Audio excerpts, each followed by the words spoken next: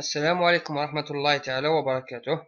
مرحبا بكم أعضاء وزوار مدونة توظيف الجزائر. اليوم سأقوم بشرح بسيط لمشكل ظهر في الآونة الأخيرة، وللعلم هذا المشكل هو ليس مشكل البرمجة أو غير ذلك، إنما هي أطراف تسعى منا لعدم نشر الحقيقة المستورة في البلاد، وهي الإعلانات من تحت لتحت. أنا كامل شعب جزائري وهذه هي حال البلاد، نورمالمون راكم فهمتوني. لن أطيل عليكم كثيرا. المشكل هو هذه الرسالة التي تظهر أمامك. الحل سهل وبسيط. أولا نضغط على ديتاي كما تلاحظون، ديتاي،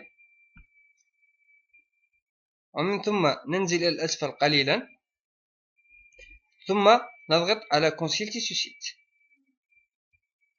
كونسيلتي سوسيت تجدونها في الأسفل تمام،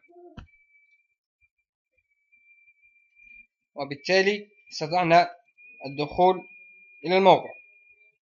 في الأخير لا تنسون مشاركة هذا الفيديو لتعم الفائدة، وأيضا ستجدون في أسفل الفيديو رابط المجموعة والصفحة الخاصة بالفيسبوك.